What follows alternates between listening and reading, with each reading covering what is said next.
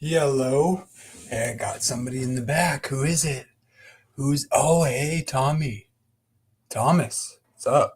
Happy Sabbath. How are you doing? You, brother, thank you. Thank you for your gracious hospitality. Thank My you. pleasure. Yeah. Good to see you. Thank you. What's Thank going you. on? What are you doing today? I don't know. I was getting ready to go to Walmart to buy some delicious, nutritious groceries, but I saw you were having a live stream and could not resist. Well, yeah, I want to talk about. So somebody brought up, a, you know,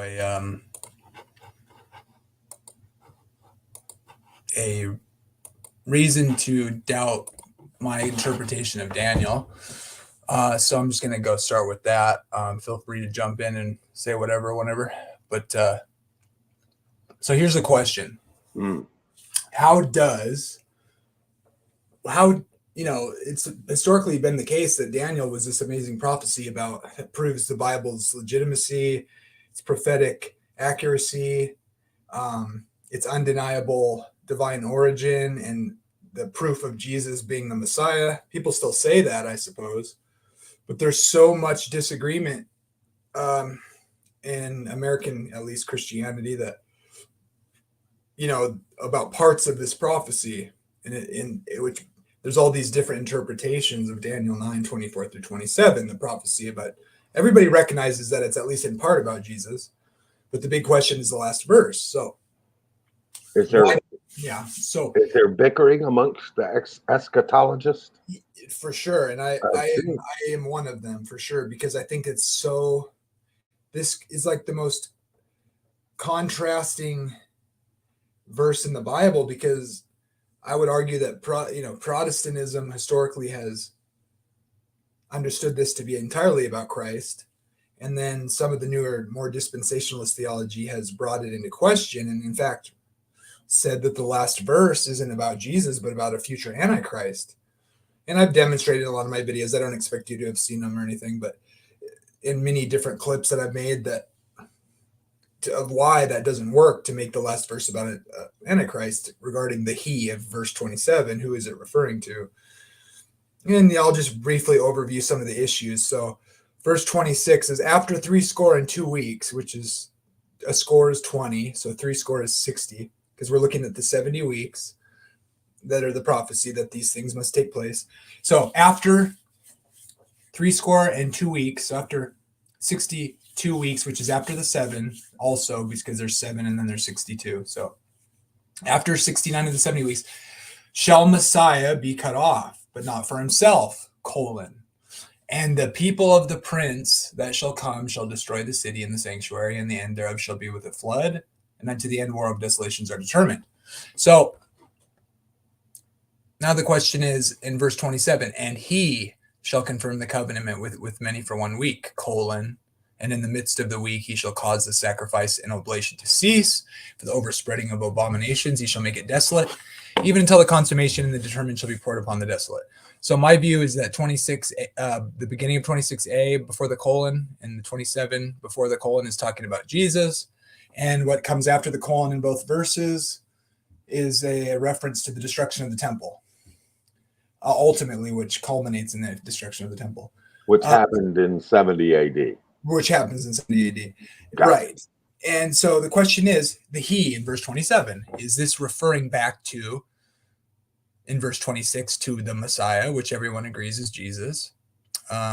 Or is the he the after the colon, and the people of the prince that shall come shall destroy the city? Now, people want to say, so the he in verse 27 is referring to this prince of the people. The problem is that the prince is a qualifying statement about the people. It's not the subject. So it's the people that are the subject, right? And the people, what people? Of the prince that shall come. It could have been the people with red hair from Georgia, or the people with 2 left feet, and bad haircut. Of the prince that shall come is not the subject. It's a describing which people. So if you're going to take the referent of the he, which is just what you have to do, right? Who is this he? Yes. To say it's the prince is just not proper grammar, in other words. Because the he, that would be the subject of the last sentence. And so people would be plural, right? So it would be and they, if it was referring back to that part of the sentence. But the main part of the sentence is the Messiah, who's been in view the whole time, I would argue. Now, is what people want to do. Now, who are these people of the prince that shall come? Well, historically, we know the Roman army under Titus, the Roman prince, you could say, did destroy the temple, right? So, right, killed a lot of people too, as I recall. Right, and so that's fine. If you go back to verse 24, it says, 70 weeks are determined upon thy people, speaking to Daniel, so obviously the Hebrews, and speaking about Jerusalem. So that's the people of Daniel are the context and their city. And so you could argue, and then also about unto Messiah the Prince, which everyone agrees is Jesus.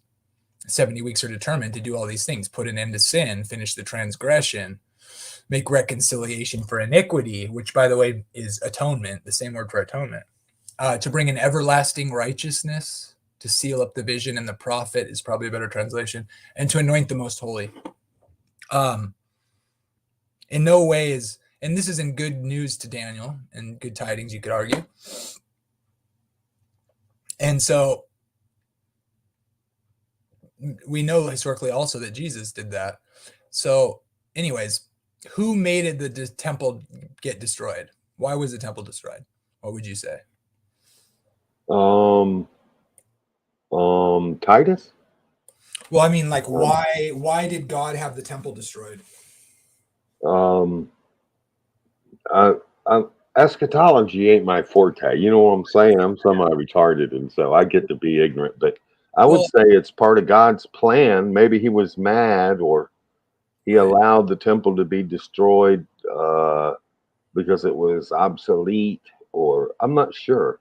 But yeah, right. I mean, that's what it says in Hebrews in the New Testament, right? Obviously, that Jesus is the sacrifice once for all.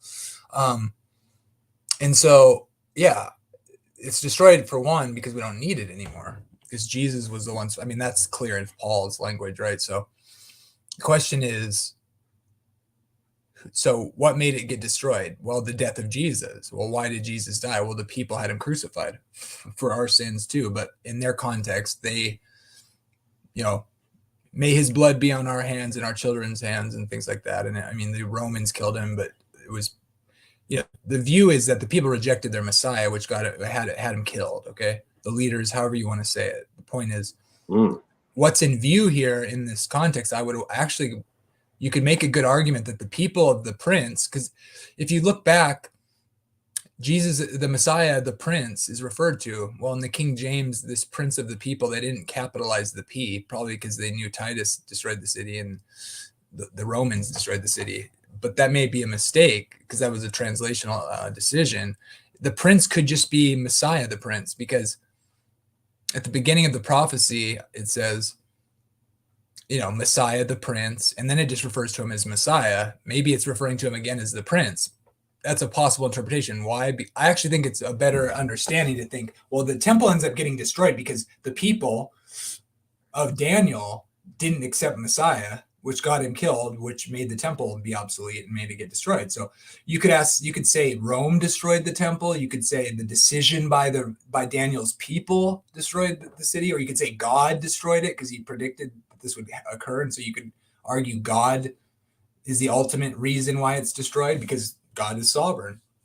But I would argue that they chose, although God knew and planned it, he didn't make them choose that. They could have chosen Messiah in some sense, maybe, perhaps. And then so you could argue that it was the people's decision. And of the prince that is to come, well, the prince that's to come is, the context is 70 weeks are determined until Messiah the prince. About what is this 70 weeks up regarding? For thy people and thy holy city, Daniel. So the prince is the Messiah, the prince who the prophecy's about. And the people are the holy people, Daniel's holy people. So you could argue that too. And it was ultimately really their decision that made God allow the Romans to destroy it. But that being aside, if it is Titus, and I don't have a problem with that, the problem is trying to make the he of verse 27 refer to that prince of the people is just actually literally not proper grammar. It's saying the King James used proper grammar, and then here they've decided to make sloppy grammar. And here's another problem. If the 70th week, which is in view in verse 27, is in the future, then you're removing the 70th week from the time-sensitive prophecy, which was 70 weeks. So I would guess the 70th was the one after the 69th. There's nothing in here except for the fact that it's mentioned by itself to give anyone reason to think they can put a time gap in between. Because it says, look, you got to know and understand from the going forth of the commandment to build Jerusalem unto Messiah the prince. Well, so 69 weeks have come and then Messiah is cut off after the 69th week. But if it's the view, what's in view is Messiah the prince, then why think the 70th week didn't come after the 69th and that it's in the future? And then saying, well, the he is referring to the prince, which doesn't make sense. Then you're not, on top of that, you're compounding it by saying there's some time gap in there, which doesn't make sense. because it's a time sensitive property. And then you're saying it's about the Antichrist when it's probably almost certainly about Jesus, Messiah, the Prince, who, by his death, which actually, and let's read it. And he shall confirm the covenant with many for 1 week. By his stripes we are healed. In Isaiah 53, it sounds like kind of, you could say. And in the midst of the week, he shall cause the sacrifice and oblation to cease. Well, what happened? Well, Jesus' ministry started exactly at the beginning of the 70th week when he was baptized and anointed by the Holy Spirit. And then 3.5 years later, he's put to death and makes the animal sacrificial system obsolete. So, and when you actually know how they count the time and what the decree is, it lands perfectly on a Sabbath year that Jesus' ministry starts. So that last 70th week would put Jesus' death right in the middle of the week. And so all that being said, even if the he could refer to this prince regarding these people of the prince, and assuming the people of the prince does have Titus in view, even though the context is Daniel's people, and it was their decision that caused the temple to be destroyed, and that the only prince in view so far is Messiah. Besides all that, if you want to, and then say, well, the grammar is poor here, and so the he is somehow is referring to this prince of the people, which doesn't make sense grammatically. And then that can work, I guess, if you put a time gap in here that really there's no real justification to do so, because you're tampering with God's time-sensitive property. That's a bit presumptuous to add in a time gap. Gotcha. And then even worse, you take the bad grammar and refer to the he as the prince of the people, which may not even be Titus in view because of the context. But even if you do that and you do the bad grammar and you put the gap in there and you say that he is that prince, that's Titus, you're still, is Titus the future Antichrist? Titus lived and died in the first century. So now on top of that, you have to say, the he is referring to this prince, I guess, in the future of some undisclosed time, even though this is a time-sensitive property. And it's not actually Titus. It's a type of, Titus is a type. So the he is Titus, but it's not that he's going to be resurrected and be the Antichrist. It's that, he's from Rome, which I would agree, the Antichrist is from Rome, but still, it's not even if you make it the he, now you have to add, also this gap, and also the grammar, and also the prince is just a type of a Roman prince, because it's not really Titus. I mean, this is absurd. And you're robbing Christ of the glory of the fact that this is the time-sensitive property that tells you when he would come, and that he did come on time, and that he was killed 3.5 years later, and that he did put an end to the sacrifices for sin. And they tell me I'm a heretic. How is this? This is. It sounds like there's a dueling interpretations between who the he is, whether not just when it happened or if it happened already, but who the he is. That it's was either Titus or an Antichrist or Messiah. Yeah, I say it's Jesus. It's just the okay. And I've heard some take the dual interpretation view that it both happened and will happen. That the same prophecy may be covered two time periods, but that doesn't make sense if one is the Messiah and the other is an Antichrist or something. Yeah, exactly. People do that, and there is a sense that there's some interesting overlap with and that's what I'm going to get into here in a second. And that is that we know that the Antichrist at the end is a counterfeit Christ, and so he's going to come as though he's Christ. Shameless. And so there's going to be correlations, and it's already being set up by the very vast majority of interpretation here that I think is incorrect, because they're expecting so basically, here's the reason I think people rip this away from Christ, the one time-sensitive property that proves the Bible is divine and from God and tells prophecy right on time. Even the great Gleason Archer takes my interpretation. I think he spoke like 12 languages. He's recognized as one of the most brilliant scholars of the 20th century. And the way they get to Jesus, they still want to make this a time prophecy and just say that verse 26, he's cut off.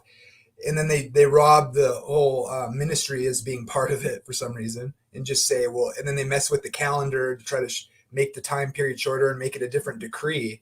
When if you take the view I'm talking about and make it just say this is about Jesus, the historical view of it, what all Protestants believed, what allowed the Protestants to recognize in a historical view of Daniel overall that the Antichrist is the Pope that comes from Rome when papal Rome takes over pagan Rome, which I'm going to get into in a second. But that's kind of like, so here's the setting. So the question is, well, maybe that he is the Antichrist in the future, and we're going to do all these horrible things to the text. Even though Daniel is praying about getting right with God and his everlasting covenant that he made with Abraham being restored, which is what Christ's death does when he ratifies the Mosaic covenant.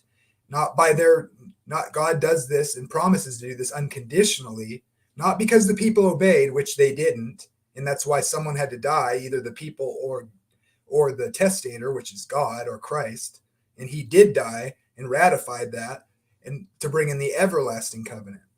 And the old covenant's passed away. That's the thing. That's what Paul says in Hebrews 8. He quotes Jeremiah 31 about the new covenant, Christ fulfilling it, saying the old covenant is passing away, will be fully passed away when the temple's gone.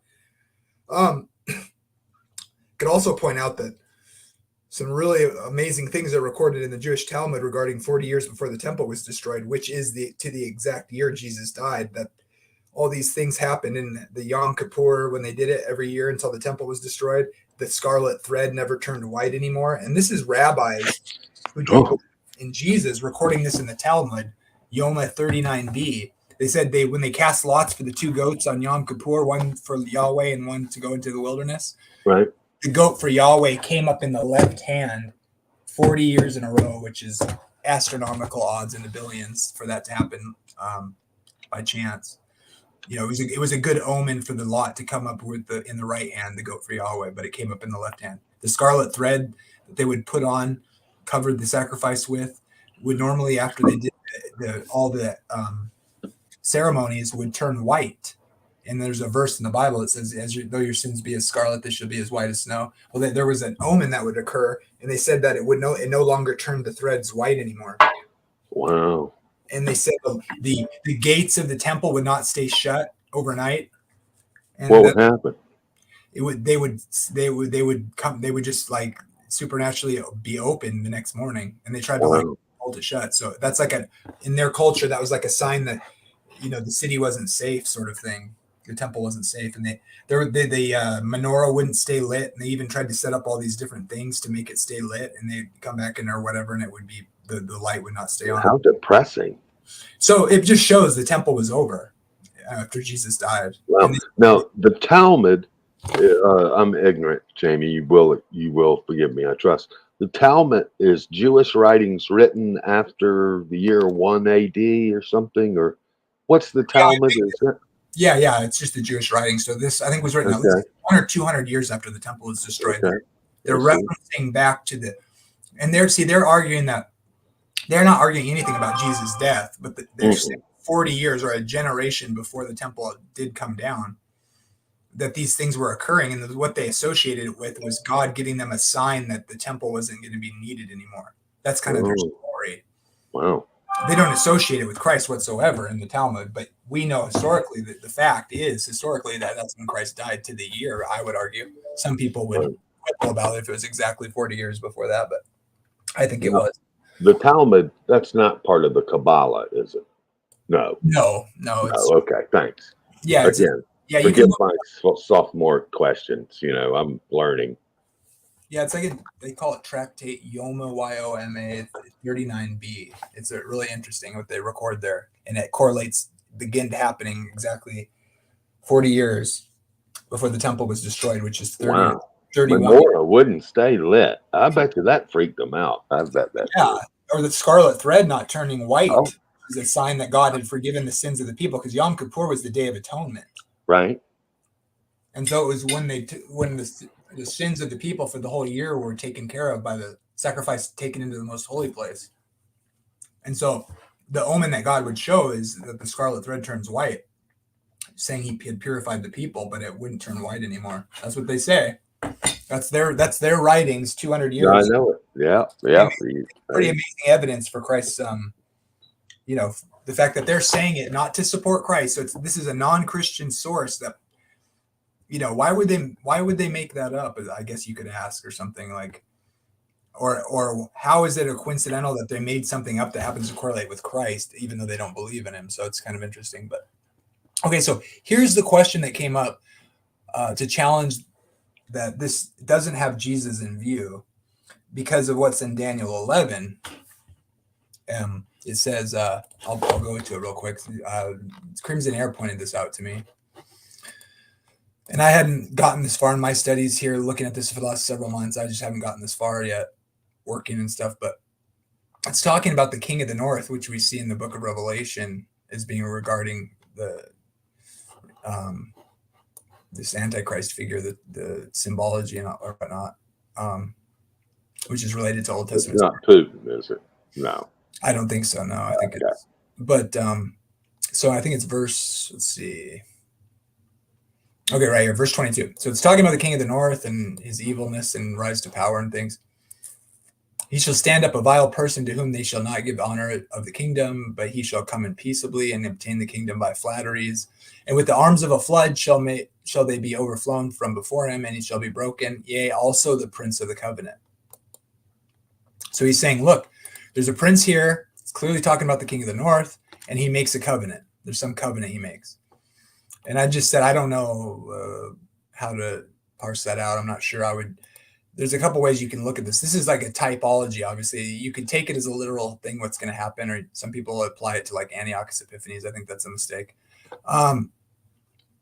But I think this is referring to the same covenant in Daniel 9, is what I'm going to say if you see this merit.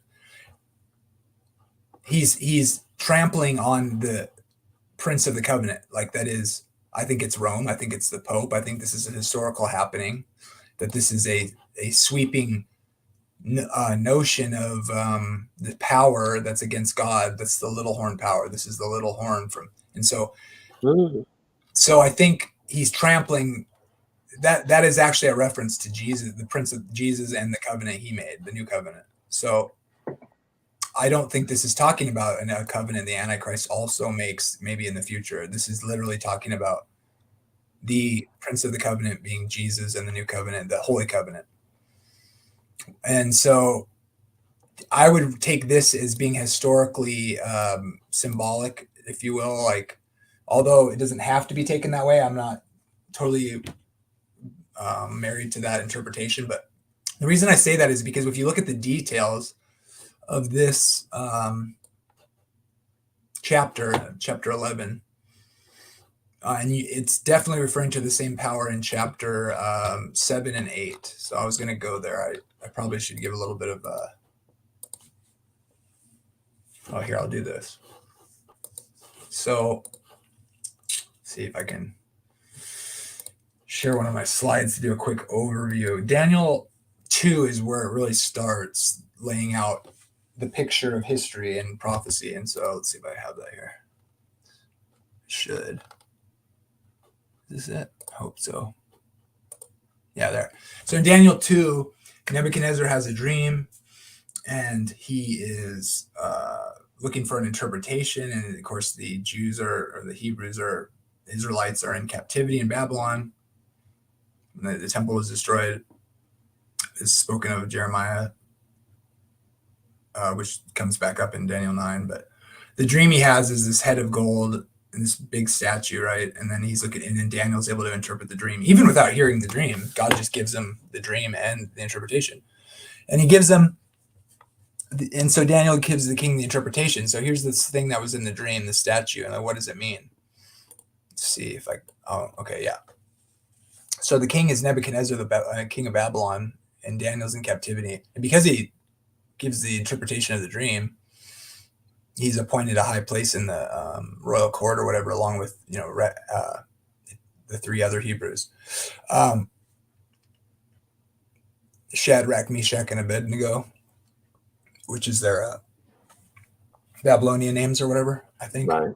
So in the fiery furnace, that whole story. So here's the so that he's given a succession of kingdoms. So Babylon is the head of gold, Nebuchadnezzar's kingdom. Of course, Nebuchadnezzar doesn't like the fact that he's going to lose the kingdom too. And then there's the story of the writing on the wall, that whole thing, right? After Darius takes over the the kingdom. Hey, what's up, Kenny? Hi, good to see you. Everybody, good to see you. Um, so this is what historically happens. Of course, people say this didn't really happen, but so I think that's it for my slides, but that's kind of a layout of the succession of kingdoms. So we know there's a historical succession of kingdoms that the prophecy in Daniel starts out. That's the point I want to make. I have a quick question. Yeah. What's the significance of 476 AD? Did something That's happen? probably when papal Rome takes over or something, I guess. Oh, okay. Or something I forget. I have to look it up, but which exactly the thing that happens there? That's a good question. I think. And how about his feet?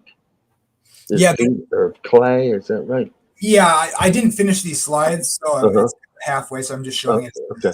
Cool. But it does. There is a fifth thing with the miry clay, the mix with miry clay, right? Right. Which will come up in these chapters. We're gonna look at. Gotcha. But chapter 7 ends up. So the first 6 chapters of Daniel are written in, I think, Hebrew, and then the other ones are written in Aramaic. So there's all these questions about when it was written. Is it 600 BC or is it written 200 BC? Either way, it's still written before Christ. But so chapter 7,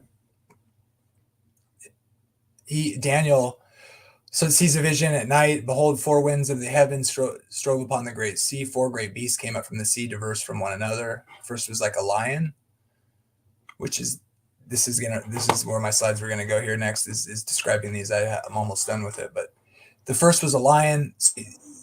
These are attributes or symbolism of the 4 kingdoms, right? Right. We know eagles, wings, and the lion is like on the gates of Babylon or whatever, that sort of symbol. Okay. And then another beast, the second was like a bear, raised up itself on one side, had 3 ribs in its mouth. So it gives these symbols of the animals, which is also a repetition with other details in symbolic form, apocalyptic literature, whatever you want to call it.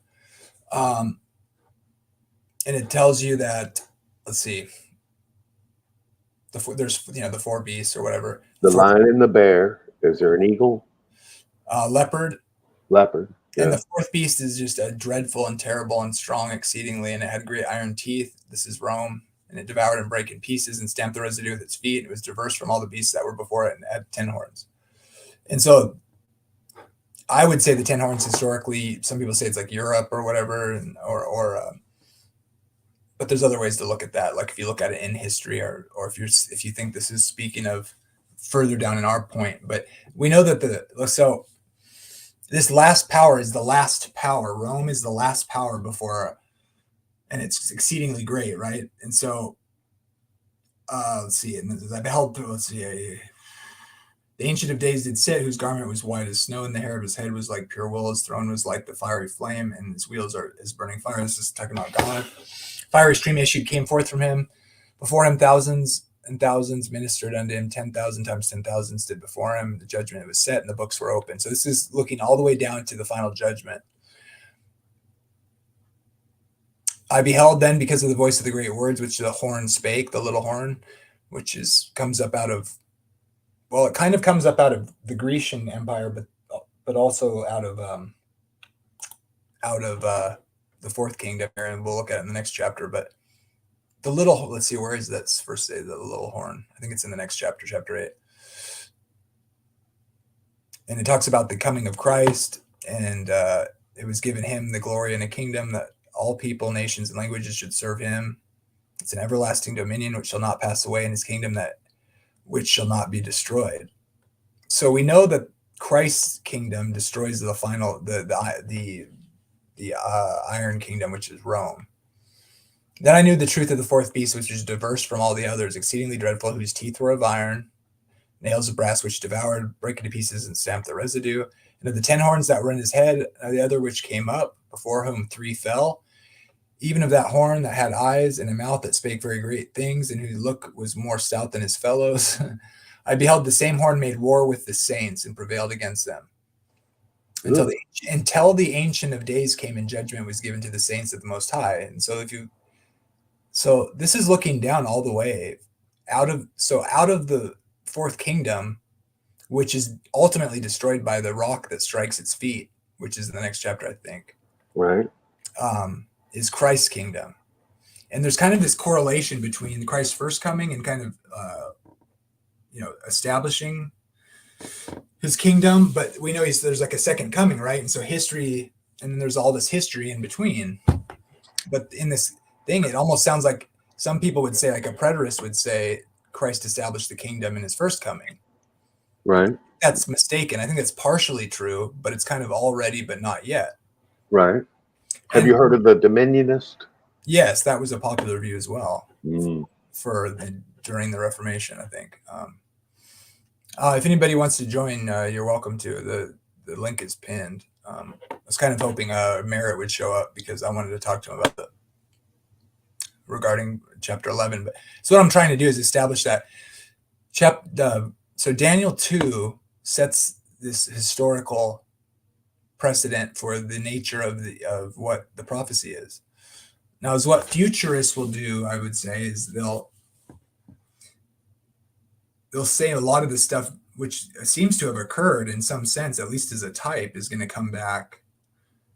But it's all really just talking about the future, but it's kind of both. And I think that's one of the errors they make. And they mess up Daniel and say it's not about Christ. And that, like, I don't know. And depending on their view, there's different versions of it, but it does. I think you have to acknowledge that Christ, that verse is about Christ coming and bringing the new covenant and establishing it. But so let's look at, but the question is the covenant the one Jesus made? If Jesus didn't make the new covenant in Daniel 9, and that's talking about the Antichrist, that's a problem for establishing everlasting righteousness and putting an end to sin and iniquity, which is what that chapter 9 is about. And so I'm trying to show here that these four there's a sweep of history here from Daniel's time, 500 years plus before Christ comes, which the prophecy is about. And it gives these kingdoms one after the other. And so let's look at chapter 8. So this is talking about the four kingdoms and then what sounds like the final judgment when Christ's second coming, which most people understand is future yet. Because it goes from Rome to talking about the judgment and Christ, even the people of Christ judging with him. There's what I read there. And so, and then it kind of recapitulates talking about the fourth beast, which is like exceedingly great, which devoured the other kingdoms. But so it doesn't really mention this mixed with miry clay yet, the Rome part. It's just mentioned Rome, which comes right after Greece. And we could look at all the symbols, but I'm not going to get into that yet or now. I mean, although I'd like to, but so chapter 8 is really interesting. I hope your friend comes by that has, education about such things and contemplative experience about such sacred matters. I'm sorry I'm not of No, you're fine. More contemplative assistance. No, you're fine. Cool. It's hard to really know how to tackle this because there's so much information, but well, you seem to be doing a fine job. Thanks. Just saying. So everybody recognizes that chapter 7 is giving symbols of those nations, like of from chapter 2, in other words, those kingdoms, Babylon. So he's having these. So in the third year of the reign of King Belshazzar, a vision appeared to me. This is the Persians, the Persians and the Medes, which took the kingdom from Babylon or whatever. So he has another vision. So we're into that kingdom yet. I would argue that the decree from Daniel 9 hasn't occurred yet. But let's see. So now he has another vision, which I think most people do agree also that this is another with different details about the four kingdoms, and there's different symbols here. So he sees a vision, and I'm trying to decide whether I want to bring this into it or not, but the word for vision in the English, which almost no one recognizes this fact, but there's two words that are translated vision here, starting in the end of chapter 7 and chapter 8 and even into chapter 9 slightly. And that is, there's a vision that's called in the Hebrew that's referred to as the chazon. And then the other word for vision It's just transferred. So you wouldn't know there was a difference. But the other word is mareh, M-A-R-E-H. And so it's totally blind to the English reader, unfortunately. So I guess I'm going to skip that part for now, although it's very important. But There's subtle differences in those two yeah, because Greek words. there is a subtle difference. Yeah. One I think is speaking of the 490 years of Daniel 9, and one is of something more, which is like a greater, less. Okay, the Mare seems to refer to the part about Jesus in the 490 years, I would argue, which is a part of the greater vision, which is speaking of all the successive kingdoms down into the second coming. These symbols of the kingdoms that are historical, one after the other. And so my interpretation is that we have to look at some of this as being symbolic, like everything in this apocalyptic literature is, using symbols, these animals and beasts and things, and these numbers that are going to come up in the chapter 11 and 12 regarding so many days. And actually it starts right here with the 2300 days, and Daniel's prophecy is also 490 weeks, which are days, weeks of days, obviously, and the days represent 1 year. So being consistent, I'm going to say the 2300 days are years, just like the other, which everyone accepts a day for a year. So anyways, so there's these other, I want to show you something cool too. It's kind of interesting that I found. Like I said, feel free to join anybody if you're interested in the subject or you have a different view. I want to show you something that's just wild, and check this out. So let me read this first part of this. So he has another vision, which is the Shah zone, I believe, here in verse 2. He's by the river of Eli. And I lifted up my eyes and saw, and behold, there stood before me a river, a ram with 2 horns, which is Persia, because that's where we're at here. He's under the Persian kings now, which took over from Babylon, and they're still in captivity, obviously, the Hebrews, and let's see. So he sees a ram with 2 horns, and the 2 horns were high, but one was higher than the other, and the higher came up last. So it's the Medes and Persians, and the Persians were much bigger than the Medes from where they come from, but the two kind of become one kingdom, which takes over. And one was higher than the other, and the higher came up last. I saw the ram pushing westward and northward and southward. So it's coming seemingly from the east in every direction towards the Holy Land. And no beast might stand before him, so no one could stop him. But he did according to his will and became great. So this is the Medes and the Persians. And they take over the Babylonians. This is the from the statue. We got the silver part of the statue being discussed here. I think that's pretty much well established. Everybody sees it that way. And I saw him close into the ram, and he was moved with choler against him and smote the ram. Oh, wait, sorry. Oh, I was just. Yeah, go ahead. Persia is associated with Iran. Is that right? Yeah, let me show you something really. And Medes, the Medes are what? They're slightly north. Uh-huh. They're north under the Black Sea. Let's look at it real quick on the map. Okay. We'll look at the map here, and then I'll show you something fascinating. I think it's interesting anyway. It could be just me being a weirdo, but you're just unique.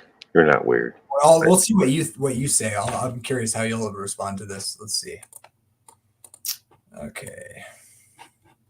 Sharing Google Earth. Is this that map you showed a few weeks back? Oh, you saw that?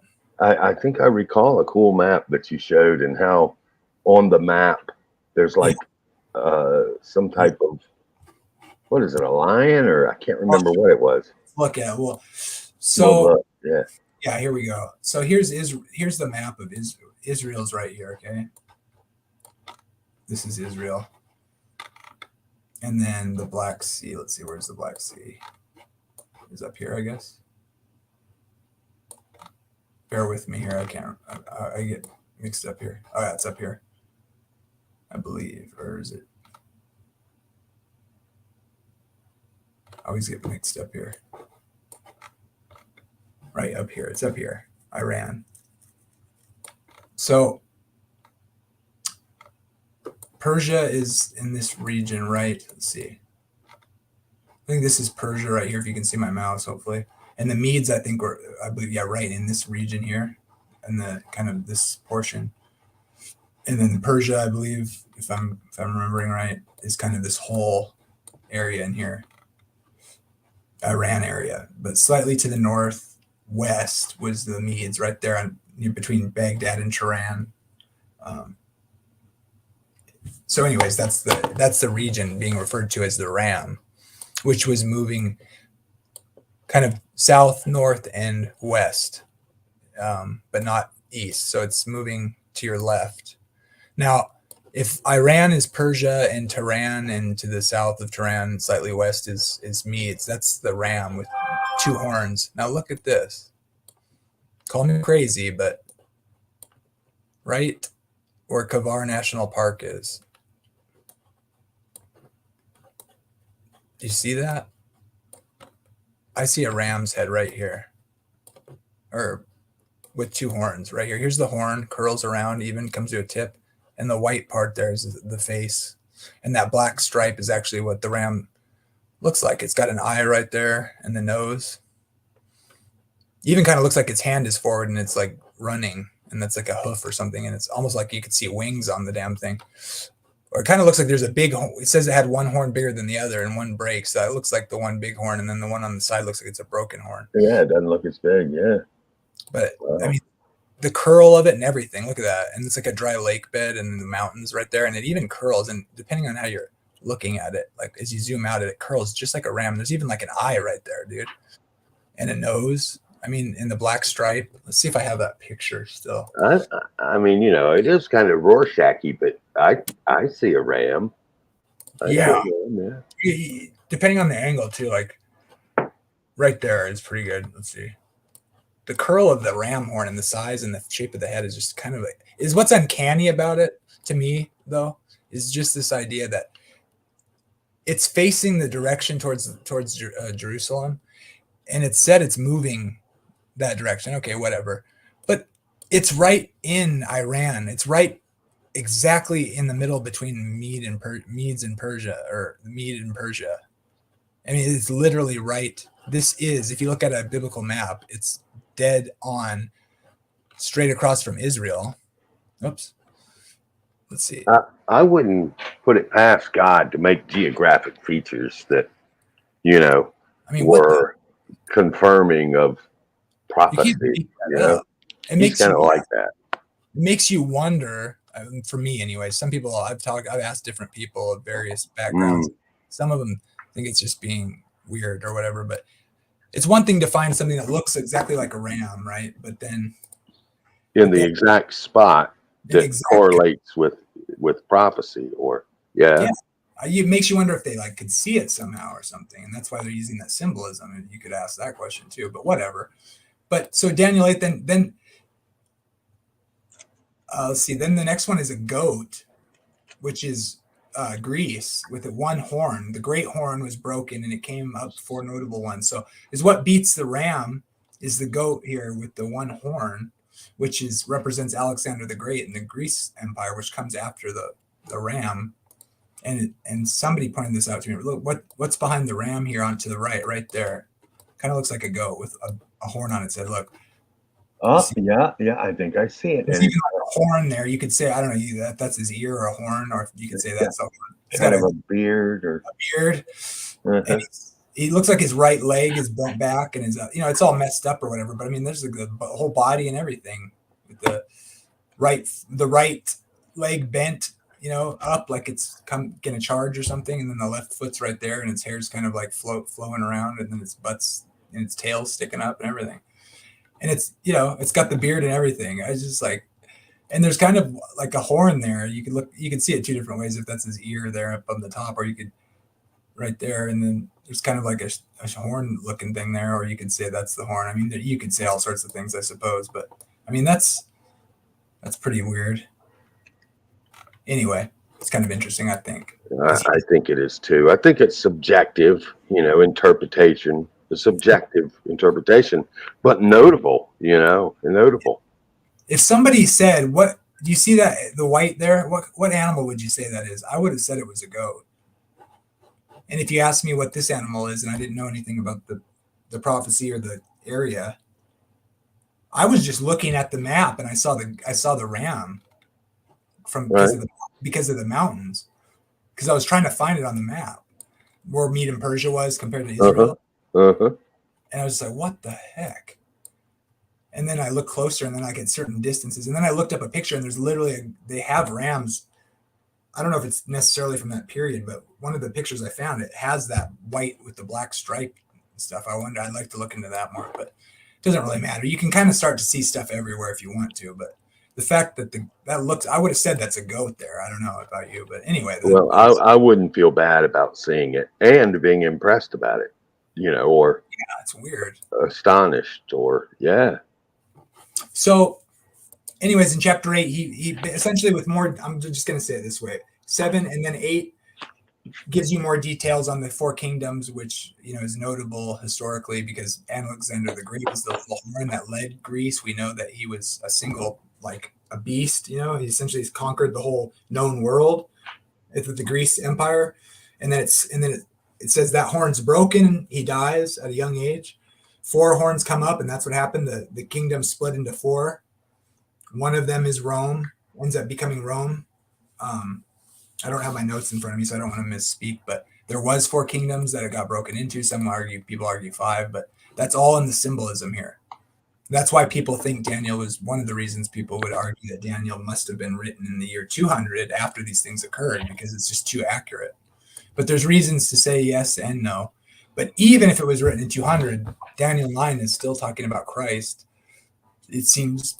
And so that would still be before. We know it was written before that, even if you take that 200 BC or that it was written, because the prophecy is just too accurate. There's other reasons they'll appeal to. But so in other words, my argument is that verse 7 and 8 are speaking still in the context of these kingdoms that are successive, the last of which is Rome, which is the power that ends up being put down for a time, I would argue, by France in 1798, which is 1260 years from when the papal Rome essentially took over the world. And for 1260 years, it persecuted the saints, didn't give them access to the word of God. So that's the 2 witnesses representing the witness of God, the word, scriptures, Moses being representative of the prophets, and Elijah, the law, and then Elijah representing the prophets. So the 2 witnesses being trampled in the streets for 1260 days, which I would interpret as years, is telling you history of the Roman papal power persecuting the saints and killing them. And so, in other words, Daniel sets a progression of historical kingdoms over the time, sweeping over through time. And we know the last kingdom was Rome, and we know that the papacy had power and persecuted the saints. It's not to say that none of this verse or chapter 7 here in Daniel correlates to Revelation 13 and kind of was a repeat. And then we see the king of the north from then on in Daniel until the end of time. So we know there's a connection there with the first coming of Christ, which happens during the Roman Empire in the 1st century. And then that we know that papal Rome takes over pagan Rome. I'm not going to get into that either, but the point I'm trying to establish here is that Rome is the last power until Christ's second coming, if you're a futurist or a historicist, and that the symbolic nature of chapter 7 and 8 here with all symbols tells you that the time periods should also be taken that way, and the characteristics of the little horn in chapter 7 and 8 are repeated and overlap with the king of the north in chapter 11. So in other words, Christ's covenant is broken into history during the Roman Empire, just like it is. Daniel 9 brings up this covenant with Daniel's 490-year prophecy, is in the middle of explaining this little horn power, which comes up in history out of Rome and is a type of the final Antichrist, when the beast that comes up out of the sea gives the power to the first beast, and then he's given dominion, and then Christ destroys him in 2 Thessalonians 2 at his coming. and that's the fulfillment, the final fulfillment of the stone striking the feet, which is the iron mixed that doesn't mix with the miry clay, and we know the iron is Rome. So in other words, the king of the north isn't being specifically a historical picture. It's describing the controversy between the saints or God's people in history, which culminates, in the book of Revelation at the end of time. And these clues give it. So when it talks about the king of the north, it's just a type of Israel's history regarding the nature of the final Antichrist that will rise at the end, right before Christ returns. And in Second Thessalonians, we see him. The mark of the beast occurs, the final test, and then God destroys him, who's a picture of the first beast, the little horn, which comes up out of Rome. And so, chapter 11 isn't so much of like a specific historical small time period. It is somewhat a picture of the final Antichrist, but it's also just using symbology of the little horn that we see in chapter 7 and 8, which is a sweeping view of history regarding these kingdoms that are mentioned starting in Daniel 2. I guess that's my point. I guess that's all I wanted to say. Okay, so if anybody wants to ask me any questions, feel free, because I didn't plan this enough, but it's hard to know exactly what to try to cover. It's probably, if you're not familiar with it, didn't really mean much to you, but the argument is, I gave the point of my argument that it's historical, and these are Daniel 11, although does correlate in details to the King of the North in the book of Revelation. We don't have to take it as necessarily every part of it is being very highly specific in the sense of like at a particular time, this and this and that's going to occur. Rather, although some of those details are there, the idea here is like, it's a progression of historical succession through time, all the way from Daniel's time till the end. So we shouldn't read it as like this huge gap, all these different parts of the symbols. It's actually telling you history, one kingdom after the other, and details of the major events, sweeping over vast periods of time from Daniel's time to our time. And so I guess I should have prepared more examples of. Well, I thought it was an interesting overview of your take on these prophecies, and I'm grateful. I'm going to take leave and give someone else a chance to come in and. Yeah, thanks for coming in. But thank you, Jamie. Have a good one, brother. Bye. Yeah, so this is a learning experience for me. It's hard to know what to prepare and how to cover this subject. I definitely should have done more preparation for it, but I guess that gives a little overview of interaction with people. I'll try to make more specific details to demonstrate what I'm talking about. Maybe I'll do a stream later about why I think in verse 12 and mentioning these time periods a day for a year, I'll make a case for that. But that's kind of a layout of how I look at this, and how the Protestant Reformation, most of the Protestant reformers looked at it from a historical, rather than this huge gap. It's talking about, and I didn't even really read any of let's see if I can find it here. Yeah, I'll do another stream later to give some more details, but the idea is that these time periods of 1260, 1290, 1335 that are mentioned here in Daniel 12 for a second time, I believe. I'm going to read chapter 12, which is the final chapter of Daniel, because I think it's a lot like Revelation 12, at least my interpretation is, in that this is, rather than reading it chronologically or in order linearly, or forcing that on the text, which I notice most people is what they're doing when they're interpreting Daniel and Revelation. It's not that it's not chronological per se, but there's little miniature, as you go through the chapters, especially in Revelation, but here too, it doesn't just give you, it's not all, it's successive in time, but sometimes it recapitulates something or gives a little synopsis of the whole story to use symbology in that sort of way, rather than, so it's like a recurring little mini stories. And you see that all through Revelation, I would argue. The 3.5 years, the 2.5 days, the 1260, the 42 months, the times and half a time. Those are all likely referring to the same time period, which I would argue is 1260 years, because there never is 42 months in the usage of a Hebrew calendar is never 1260 days. 3.5 years is not 1260 days. So which is it? Is it when they're trampled in the street, is it 3.5 literal days? That's how most people read it. Or is that a recapitulation of the same period of the woman in the wilderness fleeing to the wilderness from Revelation 12? Are these literal days or 3.5 years, 1260 days? Because they don't. There's definitely overlap in mentioning the same time period, but 3.5 years is not 1260 days in real time. Their calendar does not work that way. Those are periods as though they're using the original calendar, if that's even the case. That is the original calendar. It seems to be, according to Genesis, and that's another mystery all on its own. But the Hebrews added an extra month in Daniel's time.